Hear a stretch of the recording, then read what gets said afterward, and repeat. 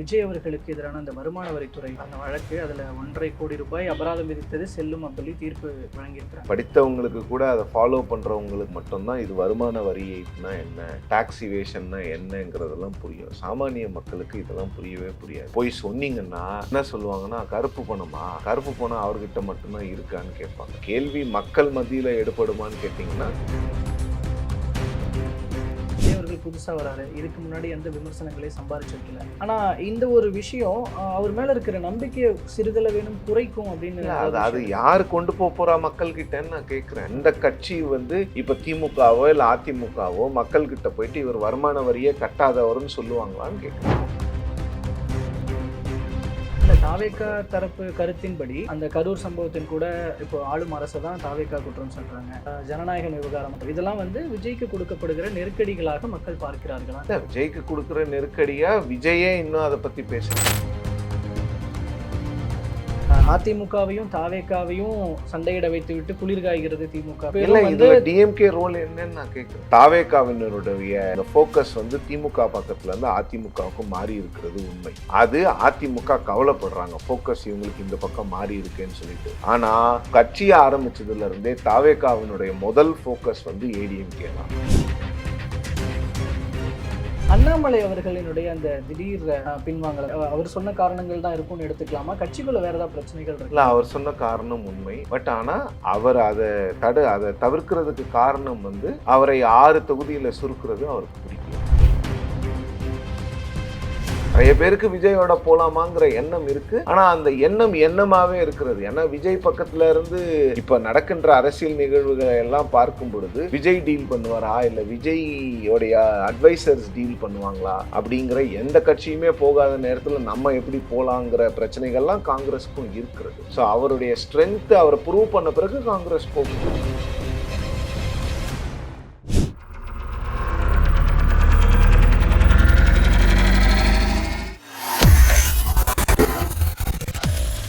வேலை வேண்டுமா? Blue ocean இருக்கிறது.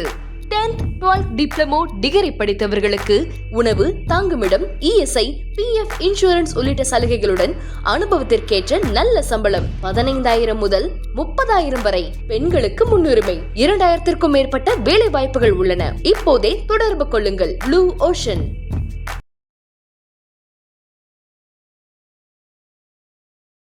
ஐத்தமிழர்கள் அனைவருக்கும் அன்பு வணக்கம். இன்றைய சிறப்பு நேர்காணலில் நம்மோடு இணைந்திருக்கிறார் பத்திரிகையாளர் திரு சிவப்பிரியன் அவர்கள். அவரிடம் நடப்பு அரசியல் குறித்து பல்வேறு விஷயங்கள் பேசலாம். வணக்கம் சார். வணக்கம் சார். இப்போ இன்னைக்கான முக்கியமான ஒரு நகர்வாக விஜய் அவர்களுக்கு எதிரான அந்த வருமான வரித்துறை அந்த வழக்கு அதில் 1,50,00,000 ரூபாய் அபராதம் விதித்தது செல்லும் அப்படின்னு சொல்லி தீர்ப்பு வழங்கியிருக்கிறாங்க. கொஞ்சம் முன்னாடி தான் பார்த்தா ஊழலுக்கு எதிரானவன் இந்த விஜய், எங்களோட ஆட்சியில் ஊழலே இருக்காது, இந்த மாதிரி எல்லாம் பேசியிருந்தாரு. பட் இங்கே பார்த்தா இப்படியான ஒரு விஷயம் நடந்திருக்கு. இது எப்படி மக்கள் மத்தியில் போய் சேரும்னு நினைக்கிறீங்க? மக்கள் மத்தியில் இது என்ன தாக்கத்தை ஏற்படுத்தும்னு கேட்டிங்கன்னா ஒரு தாக்கத்தையும் ஏற்படுத்தாது. ஏன்னா இது ஊழல் வழக்கு கிடையாது. முதல்ல வருமான வரி ஏய்ப்பு. இது புரியுறதே சாமானிய மக்களுக்கு பெருசாக இது புரியவே புரியாது. படித்தவங்களுக்கு கூட அதை ஃபாலோ பண்ணுறவங்களுக்கு அந்த மாதிரி விஷயம் இருக்கிறவங்களுக்கு மட்டும்தான் இது வருமான வரி ஏய்ப்புனா என்ன, டாக்ஸ் இவேஷன்னா என்னங்கிறதெல்லாம் புரியும். சாமானிய மக்களுக்கு இதெல்லாம் புரியவே புரியாது. போய் சொன்னீங்கன்னா என்ன சொல்லுவாங்கன்னா, கருப்பு பணமா, கருப்பு பணம் அவர்கிட்ட மட்டும்தான் இருக்கான்னு கேட்பாங்க. கேள்வி மக்கள் மத்தியில் எடுபடுமான்னு கேட்டிங்கன்னா இந்த விஷயம் எடுபடாது. ஆனால் ஒரு அரசியல் கட்சி தலைவராக அவ்வளவு விஷயங்களை பேசும் விஜய் அவர்களுக்கு இது ஒரு செட்பேக்கான்னு கேட்டிங்கன்னா அது செட்பேக். ரெண்டாக பிரிக்கணும். நீங்கள் மக்கள் மத்தியில் பெருசாக இதெல்லாம் எடுபடாது. ஏன்னா அவங்க திருப்பி கேள்வி கேட்க ஆரம்பிச்சிருவாங்க. அரசியல்வாதிகள் இதை பற்றி பேசினாங்கன்னா அவங்க நிறைய கேள்விகள் கேட்க ஆரம்பிச்சிருவாங்க. அப்போ நீங்கள்லாம் கரெக்டாக வருமான வரி கட்டுறீங்களா, எல்லாருமே வருமான வரி கட்டுறாங்களாங்கிற மாதிரி ஒரு சுச்சுவேஷனை கொண்டு வந்துடுவாங்க. பட் அரசியல் கட்சிகளும் கூட இதை பெருசாக பேச மாட்டாங்க. ஐடி விங்ஸ் பேசுவாங்களே தவிர தலைவர்கள்லாம் யாரும் இதை பற்றி பெருசாக பேச மாட்டாங்க. ஏன்னா எந்த எஸ்டாப்ளிஷ்ட் பொலிட்டிக்கல் பார்ட்டி இதை பற்றி பேசினாலும் அது அவங்களுக்கு பேக்ஃபயர் பண்ணும். ஆனால் ஒரு நம்பிக்கை அப்படிங்கிற ஒரு விஷயம், ஏன்னா இப்போ விஜய் அவர்கள் புதுசாக வராரு, இதுக்கு முன்னாடி எந்த விமர்சனங்களையும் சம்பாதிச்சு வைக்கல. ஆனால் இந்த ஒரு விஷயம் அவர் மேலே இருக்கிற நம்பிக்கையை சிறிதள வேணும் குறைக்கும் அப்படின்னு அது யார் கொண்டு போறா மக்கள் கிட்டன்னு நான் கேட்குறேன். எந்த கட்சி இப்போ திமுகவோ இல்லை அதிமுகவோ மக்கள் கிட்ட போயிட்டு இவர் வருமான வரியே கட்டாதவர்னு சொல்லுவாங்களான்னு கேட்குறேன். யாராவது சொல்ல முடியுமா? அப்போ உங்கள் மேலே அபராதம் உங்களுக்கு போடலையான்னு கேட்பாங்க. அதுதான் நான் சொல்கிறேனே, இது வந்து ஒரு இஷ்யூ தான்.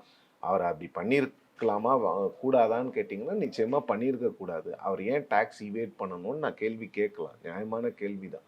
ஆனால் இது ஒரு அரசியல் இஷ்யூவாக நீங்கள் மாற்றினீங்கன்னா அது பொலிட்டிக்கல் பார்ட்டிஸ்க்கு பேக் ஃபயர் ஆகும். என்ன மக்கள் திருப்பி கேட்பாங்கன்னா, அப்போ நீங்கள் எல்லாம் ஒழுங்கான்னு கேட்பாங்க. உங்ககிட்டலாம் கருப்பு பணமே இல்லையா, விஜய் கிட்ட மட்டும்தான் கருப்பு பணம் இருக்கான்னு கேட்பாங்க. பிரச்சனை அதுதான். அவர் பண்ணது தப்பாகவே இருந்தாலும் தப்பை தட்டி கேட்குற இடத்துல மற்ற கட்சிகள் இருக்கிறாங்களா, அப்போ என்ன கேட்பாங்கன்னா, அப்போ நீங்களாம் எப்படி ஓட்டுக்கு 1000 ரூபா கொடுக்குறீங்க 2000 ரூபா கொடுக்குறீங்கன்னு கேட்டால் அந்த அரசியல்வாதிகள் பதில் சொல்லணும். இந்த பிரச்சனை அதுதான். விஜய் அவர்கள் தப்பு செஞ்சாரா, அது வந்து சட்டத்தின்படி குற்றமான்னு கேட்டிங்கன்னா சட்டத்தின்படி அது தவறு தான். இன்கம் டேக்ஸில் வந்து நீங்கள் பெனால்ட்டி போட்டு நீங்கள் அதில் இருந்து வெளில வந்துடலாம். அது வந்து ஒரு கிரிமினல் அஃபென்ஸ் கிடையாது. அவர் பேசுனது ஊழல். ஊழலையும் நீங்கள் இன்கம் டேக்ஸில் வந்து நீங்கள் வந்து ஒரு என்ன சொல்கிறது, ஒரு டிஸ்கிரிப்பன்சியும் நீங்கள் கம்பேர் பண்ணவே முடியாது. இது எத்திக்கலாக இது கரெக்டாக தப்பான்னு கேட்டிங்கன்னா ethically this is wrong, legally this is wrong, but this is not a criminal activity. ஏன்னா இது ஏற்கனவே அதிமுகவினர் இப்போ எதிர்க்க ஆரம்பிச்சதுக்கப்புறம் அவங்களும் இந்த விஷயங்கள்லாம் பேச ஆரம்பிச்சிருக்கிறாங்க. இப்போ அதனால இப்போ ஆனால் மக்கள் வந்து தொடர்ந்து இந்த கரூர் சம்பவத்துக்கு அப்புறமே தொடர்ந்து விஜய்க்கு நெருக்கடி கொடுக்கப்பட்டு கொண்டே இருக்கிறது அப்படின்னு தான் விஜய் பார்க்குறாங்களா? ஒருவேளை இந்த விஷயத்தையும் அந்த வரிசையில தான் சேர்த்துருவாங்களா மற்ற கட்சிகள்?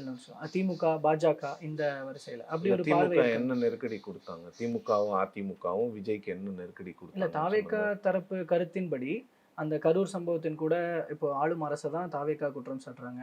இப்போ இந்த பக்கம் பார்த்தா ஜனநாயகன் விவகாரமாக இருக்கட்டும், எந்த பக்கம்? ஐ மீன் பாஜக சைடு. ஓகே, ஜனநாயகன் விவகாரமாக இருக்கட்டும், இதெல்லாம் வந்து விஜய்க்கு கொடுக்கப்படுகிற நெருக்கடிகளாக மக்கள் பார்க்கிறார்களா?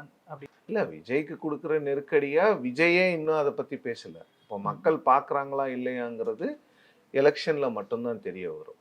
நெருக்கடிகள் இருக்கிறதுங்கிறது நமக்கு எல்லாருக்கும் தெரியுது, பட் நெருக்கடி இல்லைன்னு விஜய் சொல்கிறாரு. விஜய் சொல்லும் பொழுது அதை மக்கள் எப்படி பார்க்குறாங்கன்னா அந்த சுச்சுவேஷன் வரும்பொழுது தான் அதற்கான பதிலை நம்ம சொல்ல முடியும். சரி, நெருக்கடிகள் கொடுக்குறாங்கன்னா மத்திய அரசு நிறைய நெருக்கடி கொடுக்குறாங்கன்னு நான் சொல்லுவேன். கரூர் வழக்கை பொறுத்த வரைக்கும் ஸ்டேட் கவர்மெண்ட்டுக்கு இப்போ எந்த ரோலும் கிடையாது. சிபிஐக்கு போன பிறகு ஸ்டேட் கவர்மெண்ட்டுக்கு எந்த ரோலும் கிடையாது. மற்ற விஷயங்கள்ல இடம் கொடுக்கறதுலலாம் தமிழக அரசு நெருக்கடி கொடுக்குதான்னு கேட்டிங்கன்னா கொடுக்குறாங்க. அரசியலில் எல்லா கட்சிகளும் நெருக்கடி கொடுக்க தான் செய்வாங்க. அதை நீங்கள் எதிர்த்து பேசணுன்னா எதிர்த்து பேசணும். நீங்கள் எதிர்த்து பேச மாட்டேன்னு சொன்னீங்கன்னா உங்களுக்காக யாரும் வந்து பேச மாட்டாங்க. இப்போ அதிமுக தாவேகாவை எதிர்க்க ஆரம்பித்திருக்கிறது அப்படின்ற அந்த ஒரு விஷயம் தாவேகாவும் அதே மாதிரி தான் பண்றாங்க. இதன் மூலமாக இரண்டு கட்சிகளும் திமுக எதிர்ப்பு அப்படிங்கிறதுல கொஞ்சம் கவனம் செலுத்துவதில் கொஞ்சம் திசை மாறுகிறார்கள் அப்படின்ற ஒரு விஷயம் ஏதாவது இருக்குங்களா? இல்லையே, அது அவங்களோட ஸ்ட்ராட்டஜி சார். அதையே நாம வந்து திமுக எதிர்ப்பு தான் தாவேகா எடுக்கணும்னு சொல்றதுக்கு பத்திரிகையாளர்கள் யாரு? அவங்க என்ன ஸ்ட்ராட்டஜி, அவங்க வந்து ரெண்டு கட்சியும் எதிர்க்கிறாங்க. இல்லை நீங்கள் திமுகவை மட்டும்தான் எதிர்க்கணும்னு நாம சொல்ல முடியுமா? இல்லை, ஏன் இதை கேட்குறேன்னா, இப்போ நேற்று பேப்பரில் கூட அது போட்டிருந்தாங்க. அதிமுகவையும் தாவேகாவையும் சண்டையிட வைத்து விட்டு குளிர் காய்கிறது திமுக அப்படின்னு ஒரு ஆர்டிக்கல் ஒன்று போட்டிருந்தாங்க.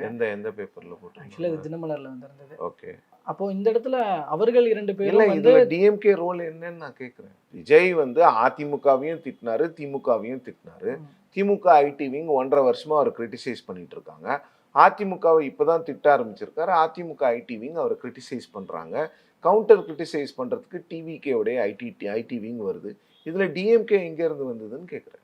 ஜனநாயகன் பட விவகாரமும் சிபிஐ வழக்கு விவகாரமும் வந்த பிறகு தாவேகாவினருடைய ஃபோக்கஸ் வந்து திமுக பக்கத்துலேருந்து அதிமுகவுக்கு மாறி இருக்கிறது உண்மை. அது அதிமுக கவலைப்படுறாங்க, ஃபோக்கஸ் இவங்களுக்கு இந்த பக்கம் மாறி இருக்கேன்னு சொல்லிட்டு. ஆனால் கட்சியை ஆரம்பிச்சதுலேருந்தே தாவேகாவினுடைய முதல் ஃபோக்கஸ் வந்து ஏடிஎம்கே தான்.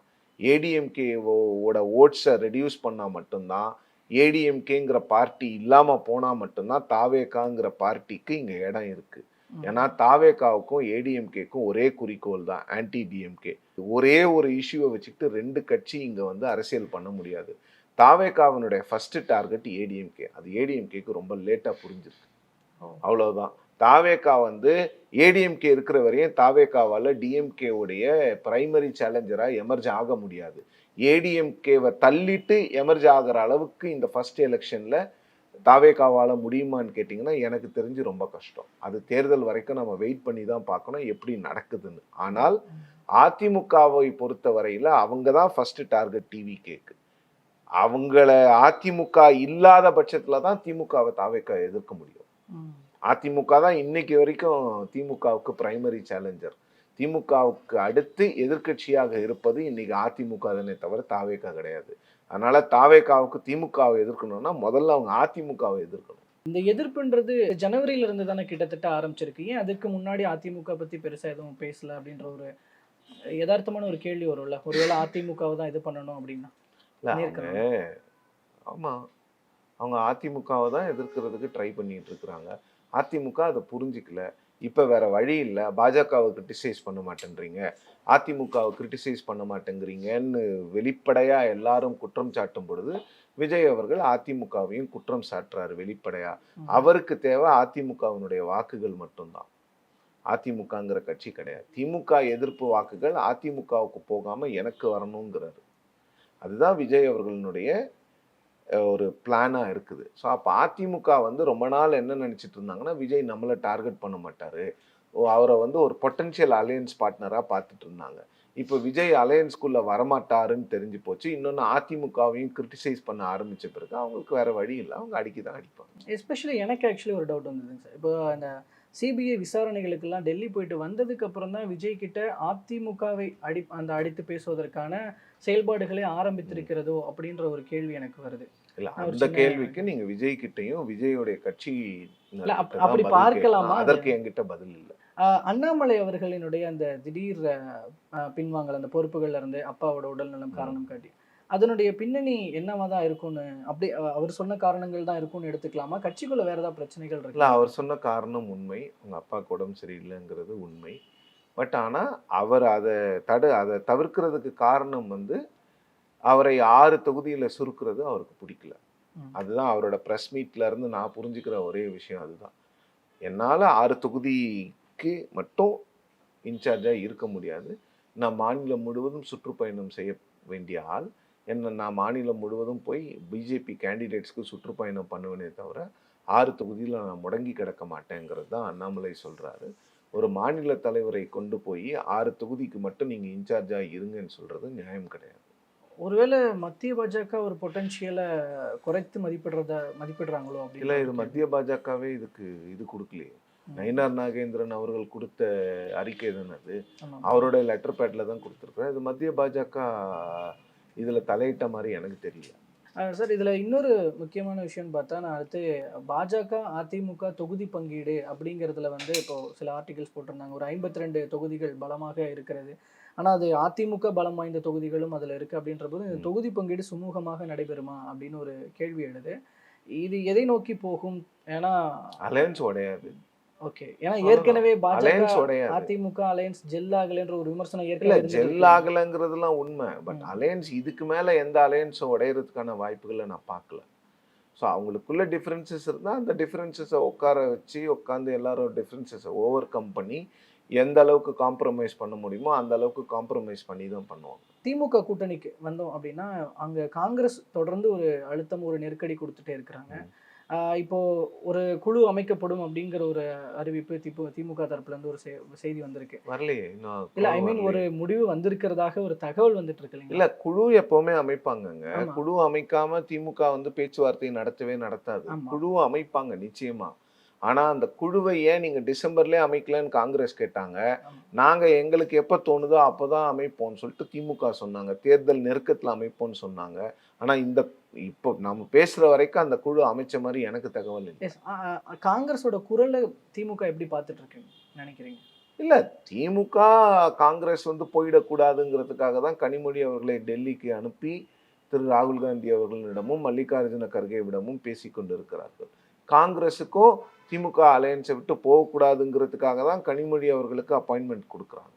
ஸோ அப்போ பேசிக்கலாக என்னென்னா அவங்க 2 பேருக்கும் இருக்கக்கூடிய டிஃப்ரென்சஸை அவங்க வந்து பேசி தீர்த்துக்கிறதா முடிவு பண்ணியிருக்கிறாங்க. அப்படி தான் நான் புரிஞ்சுக்கிறேன். இல்லைன்னா அலையன்ஸ்லேருந்து பிரேக் ஆகணும்னா கனிமொழி அவர்களை இவங்க அனுப்பவும் வேண்டிய அவசியம் இல்லை, அவங்களும் கனிமொழி அவர்களை அழைத்து பேச வேண்டிய அவசியமும் அவங்களுக்கும் கிடையாது. அப்போ அலையன்ஸை காப்பாற்றணுங்கிறது தான் 2 கட்சியினுடைய எண்ணமாக இருக்கிறது. விஜய் ஒரு ஆப்ஷனலா இருக்கிறாருன்ற பார்வை இப்போ காங்கிரஸ்க்கு இல்லையா? அது இல்ல, விஜய் ஒரு ஆப்ஷன் தான், பட் இப்போ இல்லையே. விஜயோட எப்படி போவாங்க? இப்போ இமீடியட்டா போக முடியுமா? அந்த கட்சியில எவ்வளவு பேர் ஒத்துப்பாங்கங்கிற பிரச்சனையும் இருக்குல்ல. அந்த கட்சியில் இருக்கக்கூடிய ஒரு சிலர் சொல்றாங்க, விஜய்க்கு இத்தனை % ஓட்டு இருக்குது, அத்தனை % ஓட்டு இருக்குது, விஜயோட போலான்னு. பட் கட்சி தலைமை தானே முடிவு பண்ணும். அதிமுக கூட்டணி, அதிமுகவில் கூட தான் பாஜகவோட கூட்டணிக்கு போகக்கூடாதுன்னு நிறைய தொண்டர்கள் விருப்பப்பட்டாங்க. ஆனால் அந்த கட்சி போச்சு இல்லை. பிரவீன் சக்கரவர்த்தி இப்போ ரீசெண்டாக அதை தான் சொல்லிட்டு இருக்காரு. தாவேக்கா தனிச்சு நின்னா கூட ஒரு 18-20% வாக்குகள் வரும் அப்படிங்கிறது. பிரவீன் சக்கரவர்த்தி தொடர்ந்து இதே மாதிரி பேசிட்டே இருக்கிறாரு. இப்போ டெல்லி காங்கிரஸ் தலைமைகள் சொல்லியும் கூட இப்படி பேசுறாருன்னா அது எப்படி எடுத்துக்கிறது? இல்லை, காங்கிரஸ் தலைமை அவர் என்ன சொல்லுவார்னா டெக்னிக்கலாக பேசுவார். அலையன்ஸை பற்றி தான் பேசக்கூடாதுன்னு காங்கிரஸ் தலைமை சொல்லிச்சு, தாவேக்காவை பற்றி பேசக்கூடாதுன்னு சொல்லலைம்பார். இது ஃபுல்லா ஆக்சுவலி ஒரு நெகோசியேஷன் அப்படின்னு எடுத்துக்கணும். இல்லை, நெகோசியேஷன் மட்டும் இல்லை, காங்கிரஸ்ல வெவ்வேறு தலைவர்கள் வெவ்வேறு விதமாக பேசிட்டு இருக்காங்க. நிறைய பேருக்கு விஜயோட போலாமாங்கிற எண்ணம் இருக்கு. ஆனால் அந்த எண்ணம் எண்ணமாகவே இருக்கிறது. ஏன்னா விஜய் பக்கத்துல இருந்து இப்போ நடக்கின்ற அரசியல் நிகழ்வுகளை எல்லாம் பார்க்கும் பொழுது விஜய் டீல் பண்ணுவாரா, இல்லை விஜயோடைய அட்வைசர்ஸ் டீல் பண்ணுவாங்களா அப்படிங்கிற எந்த கட்சியுமே போகாத நேரத்தில் நம்ம எப்படி போகலாங்கிற பிரச்சனைகள்லாம் காங்கிரஸுக்கும் இருக்கிறது. ஸோ அவருடைய ஸ்ட்ரென்த்து அவரை ப்ரூவ் பண்ண பிறகு காங்கிரஸ் போகும்.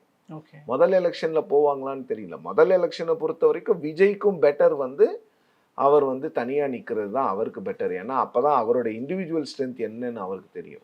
ஒரு டேட்டா வைஸாக பேசுகிற பிரவீன் சக்கரவர்த்தி இந்த மாதிரி திமுக கூடயே கூட்டணியில் இருந்ததுனால நம்மளுக்குன்னு தனியாக ஒரு 12% வாக்குகள்லாம் இருந்தும் கூட இப்போவும் இருக்கு. நம்ம கூட்டணியில் இருக்கிறதுனால நம்மளுக்கு பலம் தெரிய மாட்டேங்குது. திமுக கூடயே கூட்டணி தொடர்ந்து ஒரு 30 வருஷமா இருக்கிறதுனால பலவீனம் அடைஞ்சிருக்கிறோம் அப்படின்ற ஒரு விஷயத்த திமுக கூட்டணிக்கு வந்தது 2004 30 வருஷமா இல்லை. முதல் கரெக்ஷன். ரெண்டாவது, காங்கிரஸ் 2014 தனியாக நிற்கிறாங்க எலெக்ஷனில். அப்போ காங்கிரஸ் தனியாக நிற்கிறாங்க. இன்னொரு முறை ஸ்ட்ரெஸ் பண்ணுறேன், தனியாக நிற்கிறாங்க. அவங்க வாங்கின வாக்கு சதவீதம் 4.5%. அப்போது காங்கிரஸ் அது லோக்சபா எலெக்ஷன், அசம்பிளி எலெக்ஷன் கிடையாது. லோக்சபா எலெக்ஷனுக்கு காங்கிரஸ் மத்தியில் ஆளக்கூடிய கட்சிக்கே தமிழ்நாட்டில் இருந்த வாக்கு வங்கி 4.5% தான். 25% ஒரு காலத்தில் இருந்தது. அதை கூட்டணிகள் மாறி மாறி மாறி மாறி வந்ததுனால காங்கிரஸோட ஓட் பேங்க் சரிஞ்சிருச்சு. அதுதான் உண்மை. இந்த 4.5% ஓட் பேங்க்குங்கிறது அது இவங்க கூட்டணிக்கு போனதுனாலங்கிறது ஓகே. பட் அதுக்கு மற்ற கட்சிகள் அதிமுகவில் திமுகவை எப்படி பொறுப்பாக முடியும்? உங்கள் கூட்டணி விசிகாங்கிற ஒரு கட்சி இருக்குதுங்க. அந்த கட்சி கூட்டணியில் இருந்துக்கிட்டே தான் வளர்ந்துட்டு இருக்குது. அந்த கட்சி மட்டும் எப்படி வளருது? உங்கள் கட்சியில் 10 நாடாளுமன்ற உறுப்பினர்கள் இருக்கீங்க. 10 நாடாளுமன்ற உறுப்பினர்களும் கட்சியை வளர்ப்பதற்கு எடுத்த நடவடிக்கைகள் என்ன? அதுதானே முக்கியம். 10 வருஷமா உங்கள் கட்சியில் கட்சி ஆட்சியில் இருந்தது. 2004லேருந்து 2014 தமிழ்நாட்டில் இருந்து 4-3 மத்திய அமைச்சர்கள் இருந்தாங்க. அவங்கெல்லாம் ஆற்றிய பணி என்ன? அவங்கெல்லாம் தமிழ்நாடு காங்கிரஸை எந்த அளவுக்கு வளர்த்தாங்க சொல்லுங்கள். தங்களுக்கான பிரதிநிதித்துவம் குறைக்கப்படுறதும், தாங்கள் பலம் வாய்ந்த தொகுதிகளுக்கே திமுகவினர் குறிவைக்கிறது, தங்களுக்கு எதிராக வேலை செய்வது அந்த தொகுதிகளில் இப்போ காங்கிரஸ்ல இருப்பவர்களே சிலர் சொல்வது அப்படின்றது. ரீசெண்டா இன்டர்வியூல சொல்லும்போது இந்த குளித்தலை தொகுதியிலலாம் காங்கிரஸ்க்கு எதிராகவே வேலை செய்தார்கள் அப்படிங்கறத சொல்லியிருந்தாங்க. உள்ளாட்சி தேர்தல்கள்ல சோ அந்த திமுகவின் எதிராக வேலை செய்தார்கள். உள்ளாட்சி தேர்தலை பொறுத்த வரைக்கும் திமுக காரங்களை எதிர்த்தே வேலை செய்வாங்க. அதிமுக காரங்களை எதிர்த்தே வேலை செய்வாங்க. உள்ளாட்சி தேர்தலெல்லாம் நீங்க இன்டர்வியூலாம் டிஸ்கஸ் பண்ண முடியாது. உள்ளாட்சி தேர்தல் அவ்வளோ ஹைப்பர் லோக்கல். நீங்கள் இன்டர்வியூலலாம் டிஸ்கஸே பண்ண முடியாது. திமுக காரங்களை தோக்கடிச்சதுனால தான் முதலமைச்சர் ஸ்டாலின் யார் யாரெல்லாம் என் பேச்சை கேட்கலையோ அவங்கெல்லாம் மறுநாள் காலைல என்னை பாருங்கன்னு அறிக்கை கொடுத்தார். உள்ளாட்சி தேர்தலெல்லாம் பேசக்கூடாதுங்க. நீங்கள் சட்டமன்ற தேர்தலில் காங்கிரஸ் வாய்ப்பை திமுக எங்கே பறிச்சுதுன்னு சொல்லுங்கள், இல்லை நாடாளுமன்ற தேர்தலில் எங்கே பறிச்சுதுன்னு சொல்லுங்கள், நம்ம பேசலாம். ஈரோடு கிழக்கு போனது கூட அந்த வரிசையில் பார்க்கப்பட்டுச்சுல்ல. எதுங்க? ஈரோடு கிழக்கு தொகுதி இடைத்தேர்தலில் இப்போ அது திமுக பக்கம் போனது கூட காங்கிரஸ்க்கு ஒரு வருத்தத்தை ஏற்படுத்தியிருக்கு அப்படிங்கிற ஒரு விஷயம் அப்போது அந்த காலகட்டத்தில் பேசப்பட்டது இல்லையா? ஸோ அதான் அதாவது திமுகவினர் காங்கிரஸ் பலம் வாய்ந்த தொகுதிகளுக்கும் குறிவைக்கிறாங்க, இல்லை காங்கிரஸார் பிரதிநிதித்துவம் கேட்கறதுல டைலூட் பண்றாங்க அப்படிங்கிறது. அது எல்லா அலையன்ஸ்லையும் இருக்கும். அதெல்லாம் மீறி தான் அலையன்ஸ் டாக்ஸ் வரும். அலையன்ஸில் சீட்ஸ் டிசைட் பண்ணுவாங்க. அதெல்லாம் மீறி எல்லா அலையன்ஸ்லையும் நீங்கள் கேட்குற தொகுதியெல்லாம் எடுத்து எங்கேயுமே கொடுக்க மாட்டாங்க. பிரச்சனைகள் வரதான் வரும். அந்த பிரச்சனைகள்லாம் கலைஞ்சு தான் அரசியல் கட்சிகள் இதுவரைக்கும் அலையன்ஸ்ல இருந்துகிட்டு வராங்க. இது ஒன்றும் 2026 தான் தமிழ்நாட்டில் புதுசாக தேர்தல்லாம் நடக்கல. ராமதாஸ் எந்த பக்கம் போவார் அப்படிங்கிற விஷயம் அண்ட் தேமுதிக எந்த பக்கம் போக போகுது அப்படிங்கிற விஷயத்துல என்ன நடக்கலாம் அப்படின்னு நீங்க பாருங்க. தேமுதிக வந்து அவங்க டபுள் டிஜிட் கேட்குறாங்க, டிஎம்கேவும் ஏடிஎம்கேவும் சிங்கிள் டிஜிட் தான் கொடுக்குறாங்க. சிங்கிள் டிஜிட்டுக்கு அவங்க ஒத்துக்கிட்டா இவங்க எங்கே போகிறாங்களோ அவங்களுக்கு அந்த சீட்டு கொடுத்து ராஜ்யசபா கொடுத்துருவாங்க. டபுள் டிஜிட்டுன்னு அவங்க கேட்டுக்கிட்டே இருந்தாங்கன்னா கொடுக்க மாட்டாங்க. அவ்வளோதான், அவங்க வெளில வந்துட வேண்டியதுதான். ஓகேங்க சார். அவங்க கூட்டணிக்கே போக முடியாது. ராமதாஸ் அவர்களை பொறுத்த வரைக்கும் ராமதாஸ் அவர்கள் வந்து ஒன்று சசிகலா அவர்கள் ஒதுங்கின மாதிரி அரசியல்லேருந்து ஒதுங்கிடுவார் பாஜகவின் அதிமுகவினுடைய கோரிக்கையின் பேரில். அப்படி இல்லைன்னா என்டிஏல போய் சேருவார். ஓகேங்க சார், பொறுத்திருந்து பார்க்கலாம். இப்போ தற்போது நடக்கிற பல்வேறு அரசியல் நிகழ்வுகள் தொடர்பான உங்களோட பார்வைகளும் கருத்துக்களை பகிர்ந்து கொண்டமைக்கு ரொம்ப நன்றி. நன்றி.